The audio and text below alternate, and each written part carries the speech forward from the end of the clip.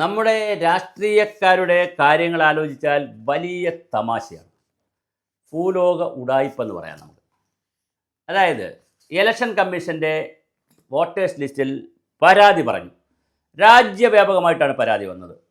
ബാംഗ്ലൂരിൽ പരാതി, ഉത്തർപ്രദേശിൽ പരാതി, ബീഹാറിൽ പരാതി, ലക്ഷങ്ങളുടെ പരാതി വന്നു. സ്വാഭാവികമായിട്ട് ഇലക്ഷൻ കമ്മീഷനിൽ പരാതി വരുമ്പോൾ അവർ വെറുതെ ഇരിക്കത്തില്ലല്ലോ, ആരായാലും ഇരിക്കത്തില്ല.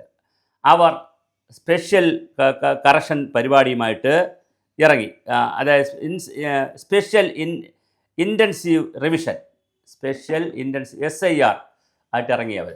അപ്പോൾ SIR കൊണ്ട് ഉദ്ദേശിക്കുന്നത് സകല വോട്ടർ ലിസ്റ്റും ഒന്നുകൂടി പരിശോധിക്കുവാനും അത് പബ്ലിഷ് ചെയ്യാനും ആക്ഷേപം കേൾക്കാനും അതിന് വീടുകളിൽ പോയി ഇതിന് എന്തെങ്കിലും വീടുകളിൽ ചെന്ന് എന്തെങ്കിലും ചെയ്യാനുണ്ടെങ്കിൽ അതൊക്കെ ചെയ്ത് ഇതിനു മുമ്പ് 2002 കേരളത്തിൽ SIR നടത്തിയത്. അപ്പോൾ 2002 നടത്തിയിരുന്നതാണ്.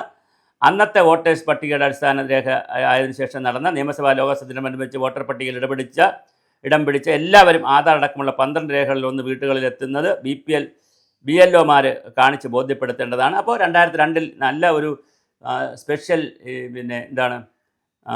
ഇൻറ്റൻസീവ് റിവിഷൻ ഇവിടെ നടത്തിയിരുന്നു. അതുപോലെ തന്നെ 2002 പട്ടികയിൽ പേരുള്ളവരുടെ എല്ലാം അത് ഉറപ്പാക്കാനും പ്രത്യേക ഫോറം ഓൺലൈനായി അയച്ചു കൊടുക്കുകയോ ബൂത്ത് ലെവൽ ഓഫീസർമാർ നേരിട്ടോ ഫോറം ഒപ്പിട്ട് വാങ്ങുകയോ ചെയ്യും. അവർ പുതിയ രേഖകൾ നൽകേണ്ടതില്ല. പേര് ചേർക്കാൻ ഏതെങ്കിലും പൗരത്വ രേഖ കാണിക്കേണ്ടി വരും. അന്യസംസ്ഥാന തൊഴിലാളികളുടെ രേഖകളുടെ ആവർത്തിച്ചുള്ള പരിശോധന നടത്തും.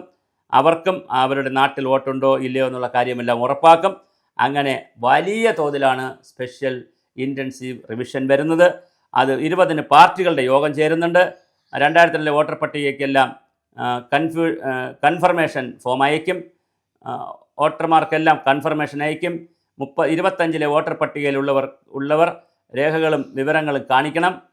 കരട് വോട്ടർ പട്ടിക പ്രസിദ്ധീകരിക്കും.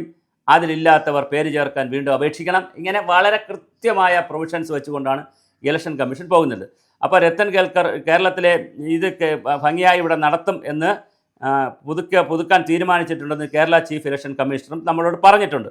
അപ്പോൾ ഇതൊക്കെ പറഞ്ഞ് വരുന്നതിനിടയിലാണ് നമ്മുടെ ചേട്ടൻ നമ്മുടെ ജോൺ ബ്രിട്ടാസ് ചേട്ടൻ കഴിഞ്ഞ ദിവസമൊക്കെ പറഞ്ഞെന്താണ്, ഇന്ത്യയിൽ അഴിമതിയുണ്ട് വോട്ടേഴ്സ് ലിസ്റ്റിൽ. അത് പുതുക്കാൻ തീരുമാനിച്ചില്ലേ ചേട്ടാ? 2002 പുതുക്കി ഇപ്പോഴും പുതുക്കുന്നില്ലേ? ഈ സ്പെഷ്യൽ ഇൻറ്റൻസീവ് റിവിഷൻ എന്നൊക്കെ പറയുന്ന സംവിധാനം കൊണ്ടുവരുന്നത് നല്ലതല്ലേ? അപ്പോൾ നിങ്ങൾ വെളുക്കാൻ തേച്ചാൽ പാണ്ട എന്ന് പറയുന്നത് പോലെയുള്ള നിങ്ങൾക്ക് എന്ത് ചെയ്താലും നിങ്ങൾക്ക് കുറ്റമാണ്. അത് പാടില്ല.